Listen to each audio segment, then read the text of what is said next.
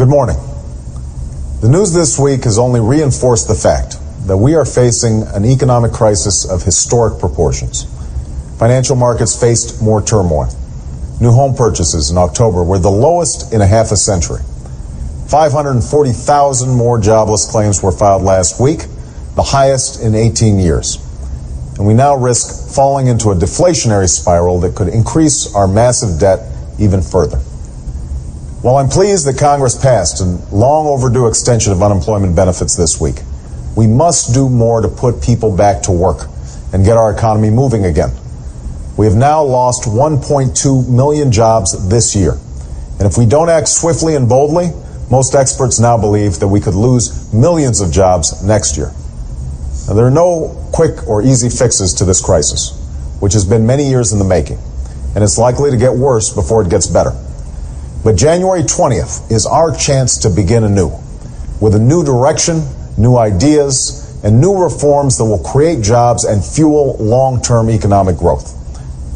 I have already directed my economic team to come up with an economic recovery plan that will mean 2.5 million more jobs by January of 2011. A plan big enough to meet the challenges we face that I intend to sign soon after taking office.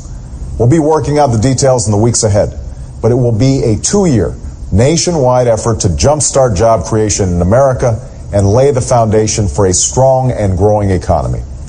We'll put people back to work rebuilding our crumbling roads and bridges, modernizing schools that are failing our children, and building wind farms and solar panels, fuel-efficient cars, and the alternative energy technologies that can free us from our dependence on foreign oil and keep our economy competitive in the years ahead.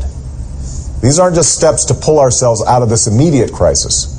These are the long-term investments in our economic future that have been ignored for far too long.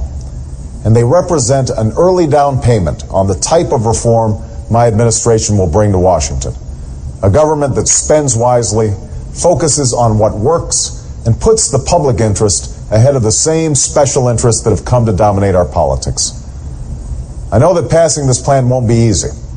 I will need and seek support from Republicans and Democrats, and I'll be welcome to ideas and suggestions from both sides of the aisle. But what is not negotiable is the need for immediate action. Right now, there are millions of mothers and fathers who are lying awake at night wondering if next week's paycheck will cover next month's bills.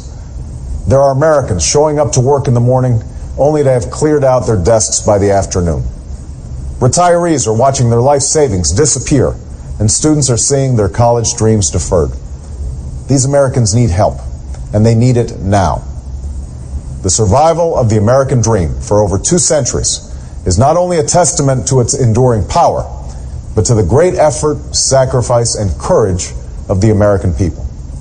It has thrived because in our darkest hours, we have risen above the smallness of our divisions to forge a path toward a new and brighter day. We've acted boldly, bravely, and above all, together. That is the chance our new beginning now offers us, and that is the challenge we must rise to in the days to come. It is time to act. As the next President of the United States, I will. Thank you.